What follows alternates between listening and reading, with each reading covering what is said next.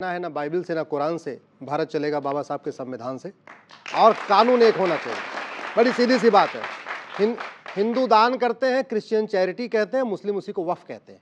इसलिए हमारा ये कहना है कि अगर वक्फ ट्रिब्यूनल है फिर तो हिंदू ट्रिब्यूनल भी होना चाहिए, जैन ट्रिब्यूनल भी होना चाहिए, बौद्ध ट्रिब्यूनल भी होना चाहिए, यहूदी ट्रिब्यूनल भी होना चाहिए, बहाई ट्रिब्यूनल भी होना चाहिए, सिख ट्रिब्यूनल भी होना चाहिए, और नहीं तो सबका मुकदमा कोर्ट में चलना चाहिए। एक व्यक्ति के लिए अलग से ट्रिब्यूनल, एक व्यक्ति के लिए अलग से बोर्ड, ऐसे नहीं चल सकता।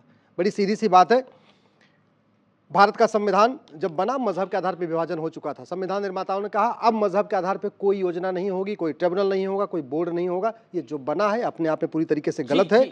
जो मुगलों की जमीन थी वो उनकी पुश्तैनी जमीन नहीं थी, इसलिए मुगलों की जमीन को वक्फ डिक्लेयर करना ये बिल्कुल अनकॉन्स्टिट्यूशनल है।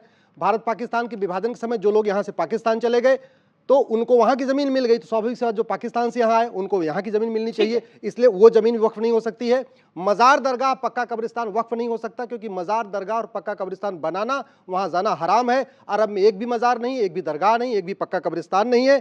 अब आती है बात की जमीन है किसकी। ओवैसी साहब ये नहीं बता रहे कि हमारे पूर्वजों ने कितनी दान किया, ना मदनी साहब बता रहे हैं कि उनके पूर्वजों ने कितना दान किया, ना बुखारी साहब बता रहे हैं, ना दुरानी साहब बता रहे हैं।